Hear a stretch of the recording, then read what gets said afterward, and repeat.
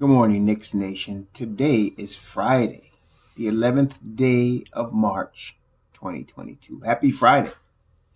I hope you're healthy and safe today, and that you and your family are healthy and safe, and that the needs of you and your family in terms of food, shelter, clothing, and health are being met. Blessings upon those that work in the healthcare field and those that are the first responders every day trying to save lives, and those that pick up garbage for us, like what's going on right now outside my window, to keep streets and sidewalks clean.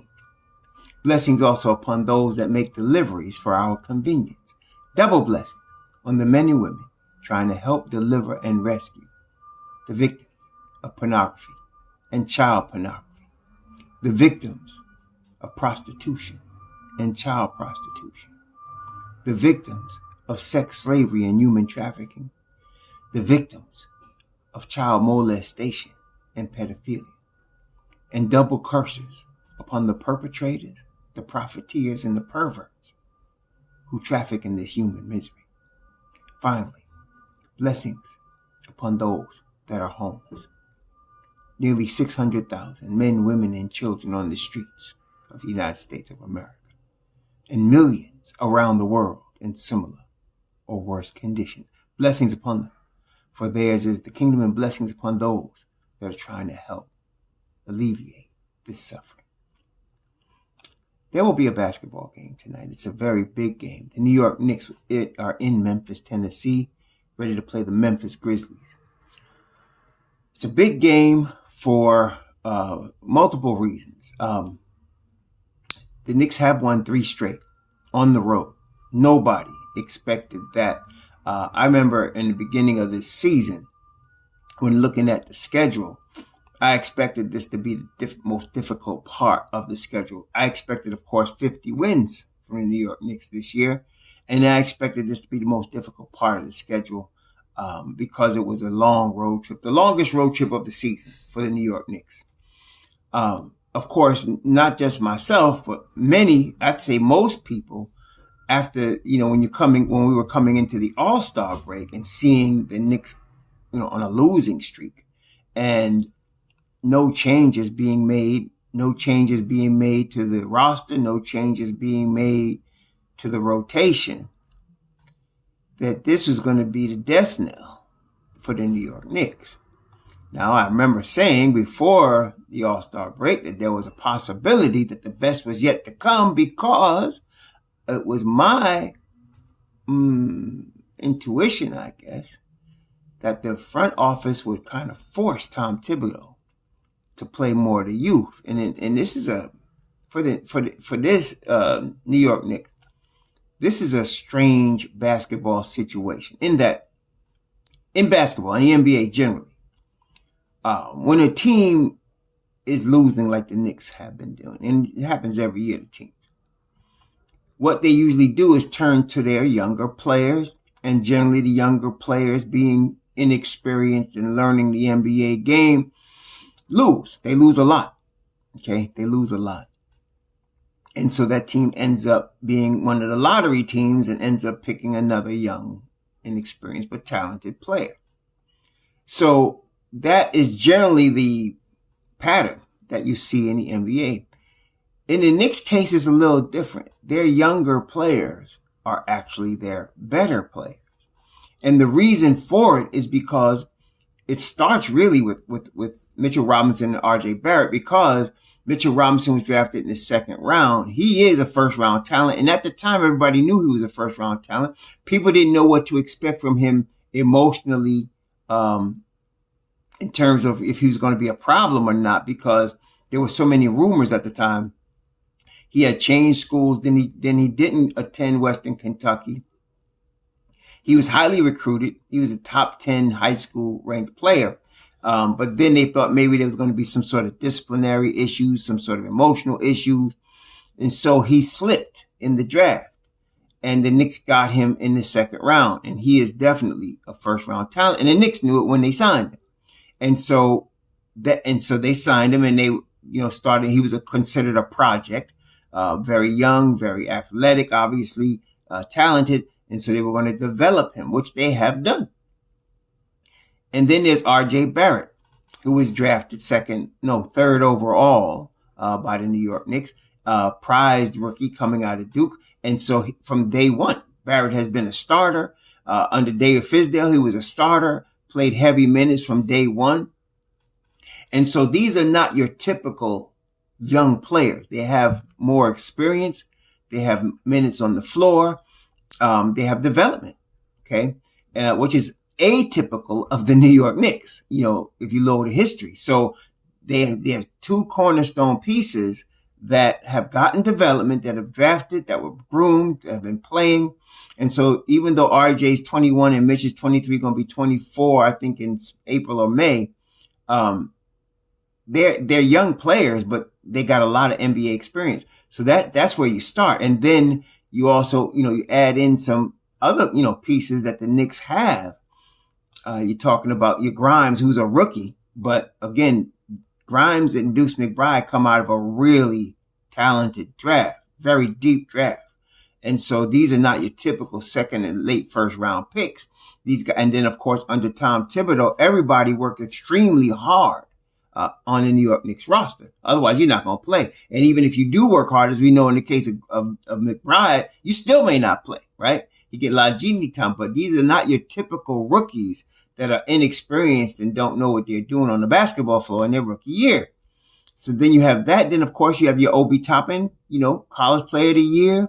But Obi was a little older, even though he was only a sophomore at University of Dayton. And then he did, sit a lot his rookie year, but he, again, worked very hard and is ready for the big time. And, recently had the hamstring injury, but I think he'll be back. Then you got IQ out of University of Kentucky. Again, groomed, playing in the rotation from day one, even though he's never been a consistent starter, but playing in the rotation from day one, long road from Tom Thibodeau, works very hard, a great free throw shooter, not good, great, 90+% free throw shooter, and a really good offensive threat. And he works really, again, mentioned he works very hard. So these are not your typical rookies that were brought up and just kind of let loose wild and trying to learn how to play the NBA game. All of these guys know how to play the NBA game, And then you brought in a couple of important veterans, which is Derrick Rose. And then, of course, you got Julius Randle, who's a young piece, but also an NBA veteran, right? And so you have, and then your Alec Burks's, your Evan Fournier's, but you mix that together and you have a crew that the young players are really your best players. So I brought all that up to say, I thought if the Knicks were going to force Tom Thibodeau to play the younger players, the Knicks would be a better basketball team, would win more basketball games. Okay. And as you look at it really though, even before the change that took place, the change was really subtle, really, think about it, because they were already playing Mitchell Robinson. He starts. R.J. Barrett starts, right? Manuel Quickley's in the rotation. Obi Toppin was in the rotation. So these guys were already in the rotation. They were already getting minutes. It's just that a key players, the biggest need obviously was point guard. We had Kemba Walker playing on one leg, and then still Alec Burks, who's not a point guard, playing the point guard. Okay. And then Evan Fournier, who is a team basketball player and was out of rhythm most of the time because the Knicks were not playing team ball, right? And is not the greatest defender already. So you had them in key positions, whereas you had guys like Emmanuel Quickley or Deuce McBride that could play the point. You had guys like Quentin Grimes that could play the wing. Then they acquired Cam Reddish, right? So the older guys are really holding back our guys, the younger guys. I say our guys, but the younger Knicks. So now, because of injuries, you're forced to play a McBride. And as soon as you put McBride in the rotation, your fortunes change. They were winning, but they were up by 20. Most of them 7-game losing streaks. There was a point in the game where the Knicks were up, either high teens or 20s and would lose the game. And one of the reasons they would lose the game is because they could not get a stop when they needed it. And I had forgotten When the last time I saw the Knicks get 3 straight stops, which is really what you need to get a run going in the NBA, right? Then McBride comes and they start getting those stops, right? They start getting the stops, and that changes everything. That little subtle change, it really was a little subtle change, changes everything. Changes everything. Another big change we mentioned the other day, I think yesterday, RJ Barrett becoming the initiator of the offense and the person that you put the ball in his hand and let him decide what to do with it, on the wing. Big change. Subtle, but it was a major change. Okay, so now Julius Randle becomes, instead of being the focal point, instead of being the initiator of the offense, instead of being the person that makes decisions with the basketball, he's the second option. And all of a sudden now he's thriving. See? So the pieces were already there. We just needed to play them. But the fortunate thing is that because of injuries, because of situations, Kemba was told stay home. And then all of a sudden, now you had Derrick Rose go down, right? And so, but the only person that was really pushed forward was Jericho Sims. That was interesting. He was pushed forward because Taj Gibson is Tibbs' man. There was a little subtle thing that happened last game with that though, because you saw Sims getting time, then all of a sudden last game Sims started off, and then all of a sudden he didn't go back in. I don't think Sims played more than 10 minutes that last game. So I don't know, maybe he was sick like Mitchell Robinson was, or maybe Tom started tripping. I don't know what happened, but if you notice the last game, Sims, let's see, how many minutes he played this last game in that blowout at Dallas? He didn't play a lot. He played 6 minutes. Yeah, that's it. He played 6 minutes, and then he played at the end, so he must not have been sick. He played like in garbage time. So I don't know what happened, because prior to that, for the Clipper game and then the Sacramento game, he had been getting pretty good minutes, right? I think it'll probably go back to that, because I think they're trying to push forward Sims. Tom just tripped out a little bit, lost patience with the rookie, and all of a sudden he was out, and then all of a sudden here comes Taj Gibson. Taj Gibson is good to sub in when your guys are in foul trouble like he did in Sacramento. You don't want him taking minutes from Jericho Sims at this point right now. So, but we'll see what happens with that. Other than that, though, McBride really getting 20 plus minutes a game in these last 3 games. And guess what? 3 wins. See, you look back on the Phoenix game, the Knicks should have won that game. Really should have, in Phoenix, without CP3 and without Devin Booker. And they lost on literally a last second shot. But again, it came down to Cam Johnson scoring at will in the 3rd and 4th quarter without getting stops. That's what happened. And then you get your next game against the Clippers, and here come Deuce. And whoever drew the Deuce card, in this case, it was Reggie Jackson. And if you go back with the Knicks, when Reggie Jackson was on Detroit, he was a Knick killer. Since he's been on the Clippers, he's been a Knick killer. Not no more. He drew the Deuce card. That was the end of it. That really was the end of it. Okay? And that's what we've been missing. We can't get stops when we need them. So then, Sacramento stops. I think we had like 6, 7 straight stops. Game. Then all of a sudden, we go into Dallas. Some knuckleheads was out here talking about, oh, dude's gonna get eaten up again. They must be Nets fans. I'll just say they're Nets fans. Because, nah. When Luka drew the Deuce card, he had a problem. And did you see Deuce guard Brunson? Did y'all see that? Yeah.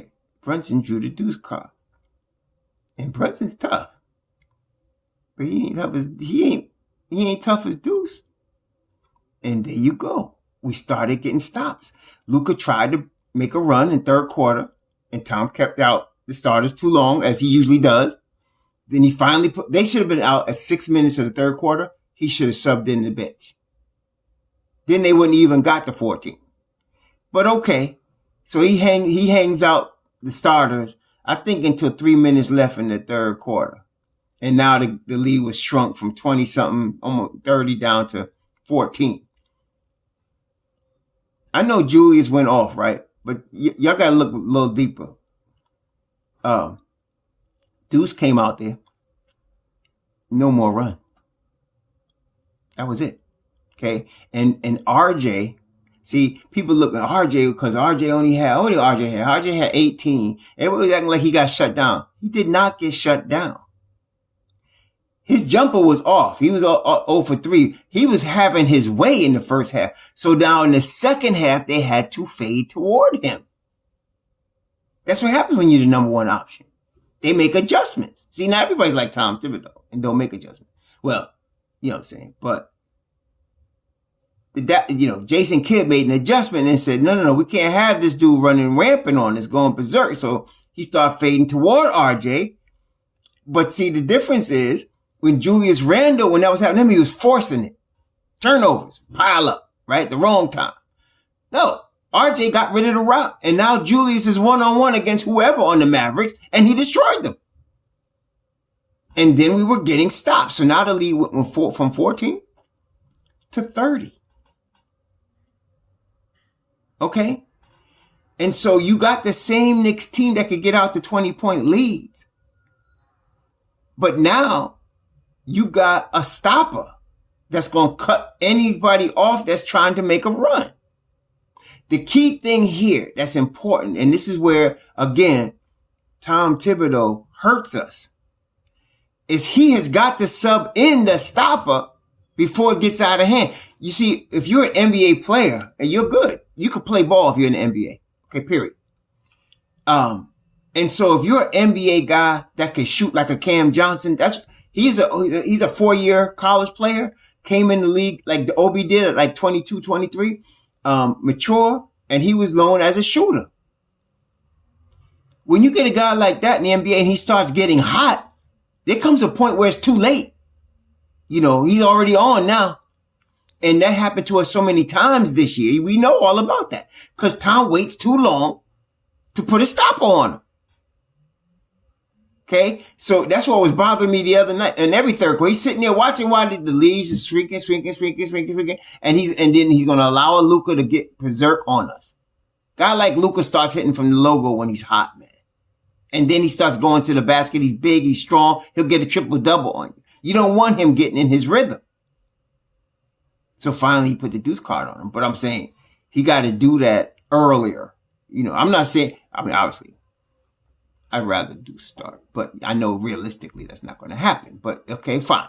He's in the second unit, but you got to have that defense. And so when you bring him in there, everybody starts playing better defense. He stirs up the whole thing. And then you put him and Mitch Rob together, which they do.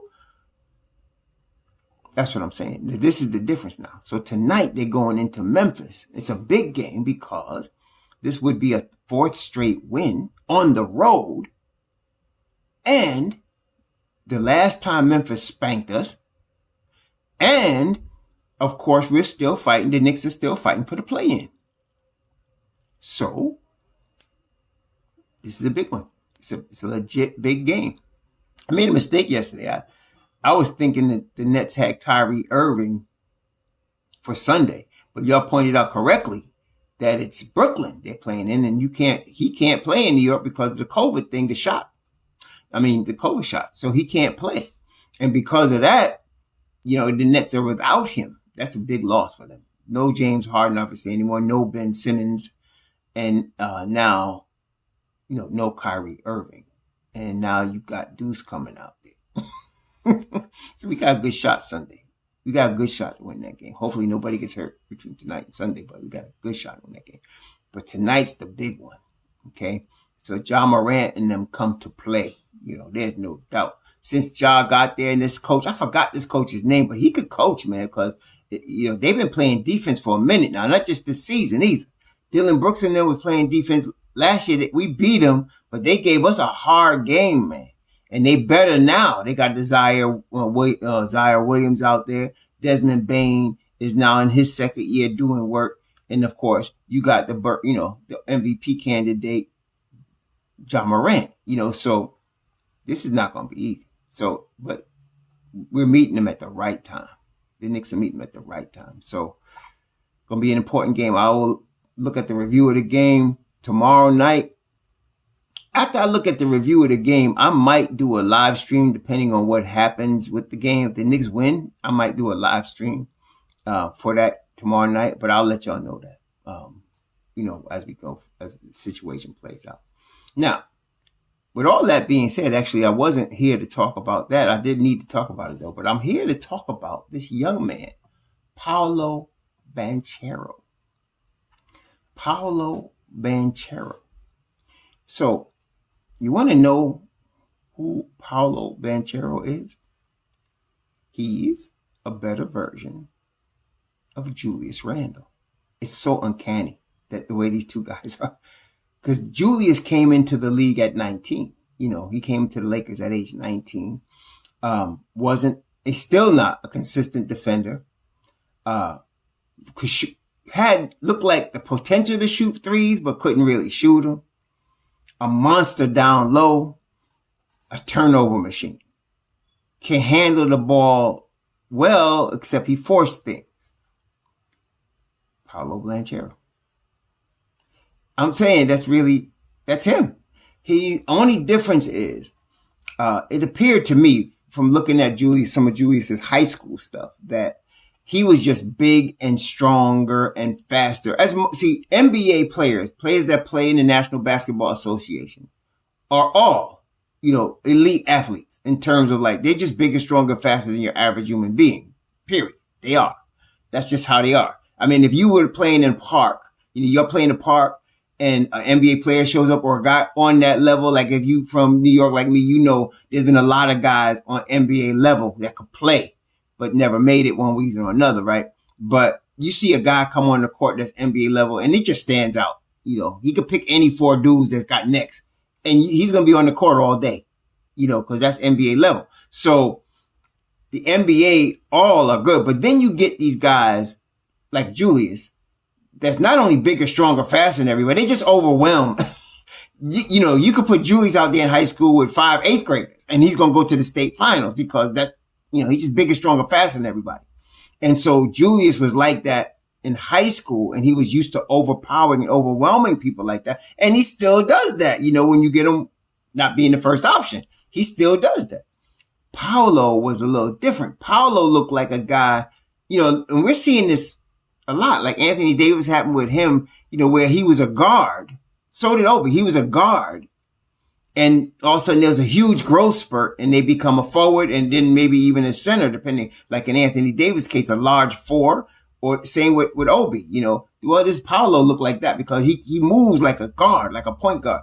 And I'm not saying he's a point guard, but I'm saying that he has that type of game where he sees the court, he makes good passes, he handles the ball well, and he's huge. He's 6'9", what is he? 6'10", 250. But if you look at him on the court, he doesn't look that big. But you gotta look at his legs. He's got tree trunk legs. In that regard, Deuce is like that. Some of y'all see, Deuce got a 6'9" wingspan, and he looks a little short. But if you look at him, he looks like he could play linebacker, man. His legs are thick, man. So, yeah, he's tough. Blanchero's like that. His upper body looks okay, not overwhelming, but his legs are thick. And that reminded me, when Julius came in the league, he was a lot like that. He got, obviously, Julius is now, Thanos. He's big, you know what I'm saying? So, but this is Blanchero. Now, I said a better version of Julius Randle. Catch that part now. Because Blanchero, to me, if Julius had a right hand, right? We know he's real lefty, like real lefty, right? Blanchero could go both sides. That's the thing. He's not better than Julius right now. He's 19, but he's going to be, okay?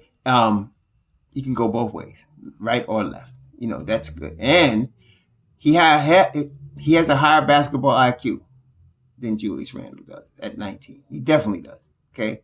That being said, he's terrible on defense. Not that he does, just like Julius, just not that he doesn't have the talent, not that he can't do it, just don't feel like doing it. Now, Julius Randle's a veteran when Tom Thibodeau saw him, right? He was in his 7th year, coming out of his 6th year, in his 7th year. And Tom Thibodeau saw him, fell in love, and he became, most improved player, NBA All-Star, All-NBA, blah, blah, blah, blah. And now he's like playing like that again. And he can, he can do no wrong. Tom Thibodeau doesn't treat rookies like that. You know what I'm saying? They could be the same player, but he's a rookie. The no defense I'm telling you, he would not play.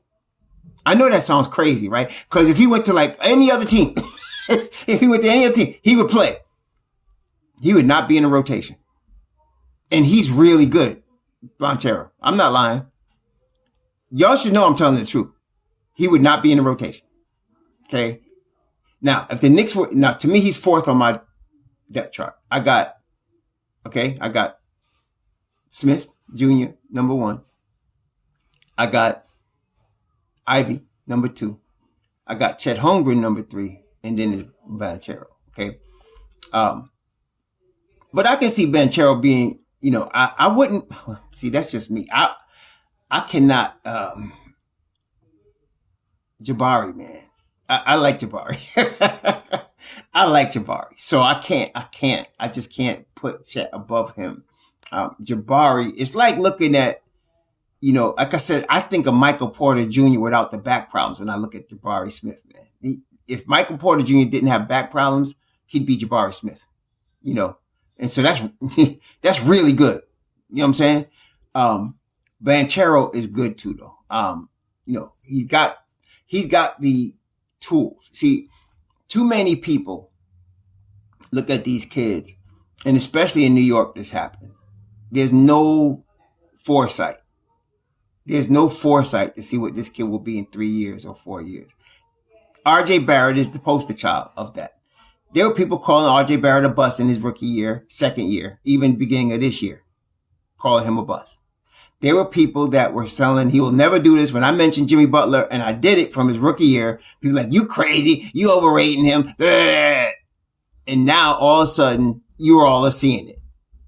Now what? See? But this week, if you're paying attention, if you're looking past, the last quarter he played, you can see long term, this is where it's going. Okay? A better version of Jimmy Butler. Well, unfortunately in New York, there's a lot of short-sighted people that are impatient. Short-sightedness and impatient. And you know what? The management, the hierarchy, Jim Dolan and them was like that. But now this is the advantage of having an agent, a former agent as your president of basketball operations. Yes, there are areas that he falls short in, but not when it comes to observing talent. He used to represent talent. So he's seen a lot of it, and he knows a guy that's going to grow in the future. That's the advantage. And then you have a scout like a Walt Perrin that plucked out stars like Donovan Mitchell for Utah. Okay. They have a longer term view. In New York, people are very short-sighted. It's amazing to me how short-sighted people are. And looking at just this moment, this game, this quarter, good or bad, But with Blanchero, I'm seeing a guy that in 3 or 4 seasons is going to be a monster, especially if he gets coached up on the defensive end. This is where, I don't know, I don't remember who was coaching the Lakers when Julius Randle was a rookie, but he never picked up the defensive side of the basketball. And then he came to Tom Thibodeau and he put the effort. Last year he put the effort in. Now, even when Julius puts the effort in, this is where him and Blanchero are going to be different. He doesn't have the IQ so in the NBA, plays move and develop extremely quickly, like faster than any other basketball situation in the world. No league in the world is as fast, as athletic, as quick as the NBA. And so when plays are being developed in the NBA, they happen very, very quickly, which is why you'll see a young guy, looking like what's going on, because everything is happening so fast. They could tell the guys, and they do, before the play is coming, this is the play. And it's still, they'll get beat. Okay. Because the athleticism, the speed, the execution is on the highest level in the world. Well, that happens to Julius a lot. He'll be sitting there and like I seen him, he wants to, but it's too late. And all it takes is a split second and you beat. And that's it. Now it's running down the floor. It's too late. And then you combine that with his penchant for jogging back on defense at times when he's not feeling it. And that's a bad situation. Blanchero doesn't have to come in and do that. If you put him in the wrong situation, he will. But if you put him in the right situation, this is why I say, even with the negatives I talked about Thibodeau in terms of he's not going to have no jogging back, not coming back on defense, and you're a rookie. He's not having that. You get a guy like this Blanchero and you give him time to, yes, you're going to be frustrated because he's not going to play a lot his rookie year. But by his second or third year, he'll be an all-star. His third year especially, he'll be an all-star. Okay. And he'll be really two-way player all-star. And this kid has the talent. You develop the talent of Apollo in 2 or 3 years.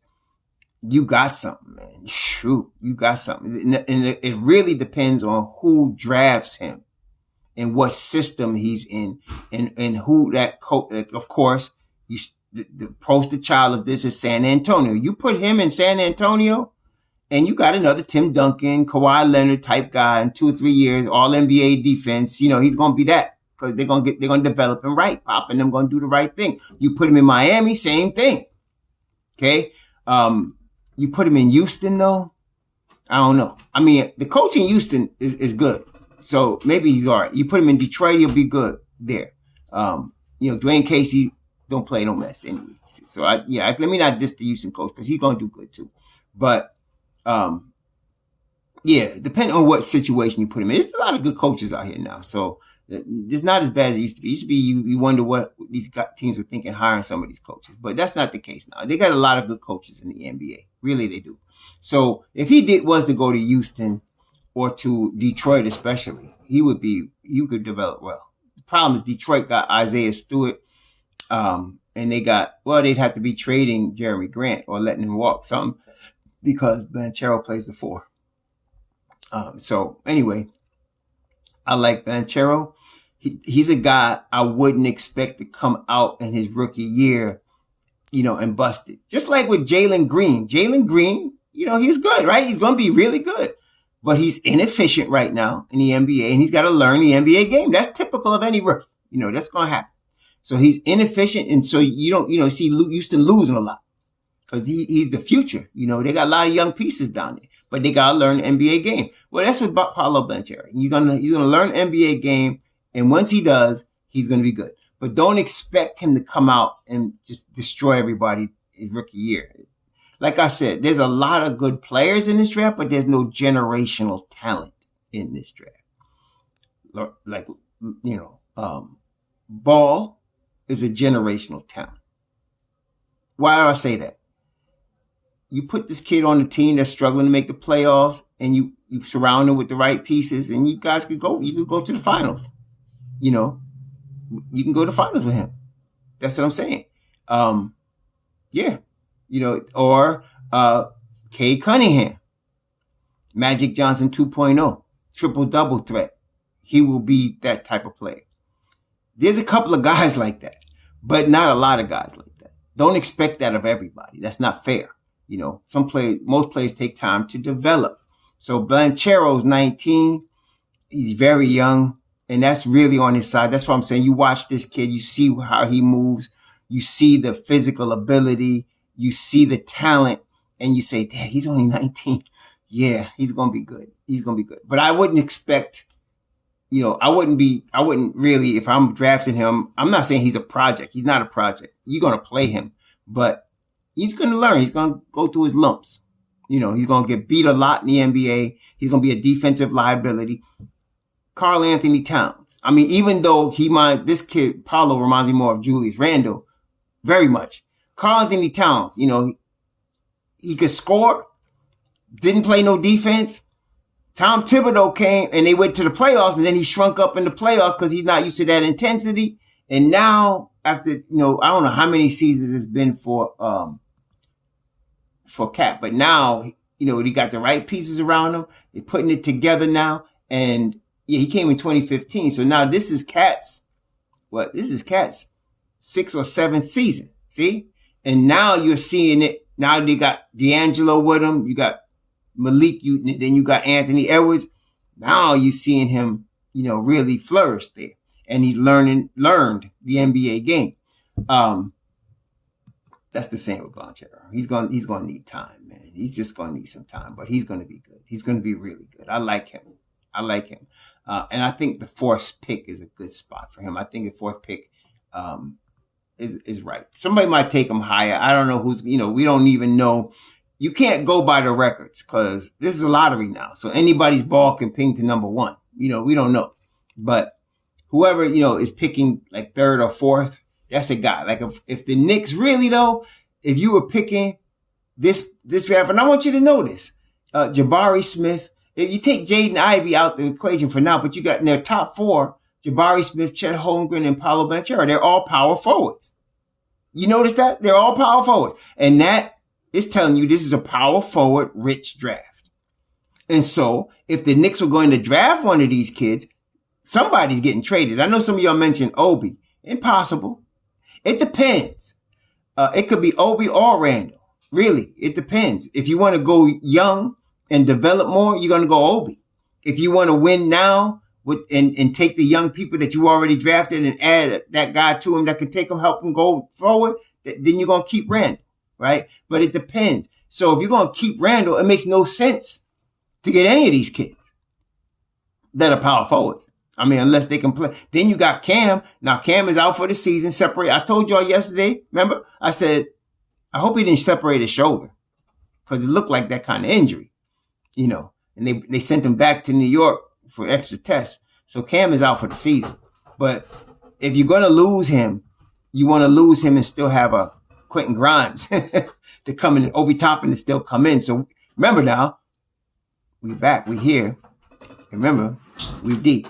Okay, so we're going to be all right. But Cam will be back. This is good. Not good, but this is a good time for him to work on his game and to get ready. It'll be a contract year for him next year. I want Cam next year. You want this kid at 23 on a contract year and stuff to prove. Yeah, that's going to be good. So if we were going to draft a 4, and this is a draft that's chock full of 4s, you can see Holmgren, Smith, Blanchero, and then I mentioned Keegan Murray, another 4, Tari Eason, another 4. Now, Benedict Mathurin is not a 4. He's really a shooting guard. He's on, 6'7". He could play small ball 4, I think. But that's what I'm talking about. You got a lot of 4-type players in this draft at the top of the draft. Not all through the draft, but at the top of the draft that could really be impact players at the 4 spot. You're really rich in 4s this year. So Paolo, I would today. I guess I'm in the number 4 because he's a 4, and I would take him 4th.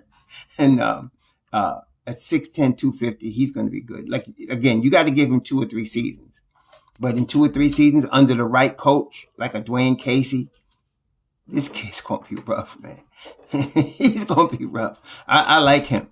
Like I said, he's more high IQ than Julius. He doesn't care on defense like Julius. He doesn't give the hustle. And when you see him play offensively, he has the physical ability to play good defense. He just doesn't. And he just doesn't. So you got to get him to care, on defense. And so get the right coach, he'll do that for him. So anyway, that's Paolo Banchero. I have him 4th overall. I'm looking at the next guy that I want to talk about is AJ Griffin. And so we'll deal with him next. But that's probably Monday, maybe Monday or Sunday, depending because the Knicks play Sunday. But we'll see. But have a great weekend. Y'all be safe out there. Enjoy yourself. Happy Friday. Like I said, I might do a live cast, a live stream Saturday night. I'll let y'all know, after Shabbat, I'll let y'all know. Depending on what happens tonight. If it's a big game for the Knicks, we're probably going to do a live stream and talk about that Saturday night. Okay. But anyway, y'all be safe. Have a good weekend. Shalom.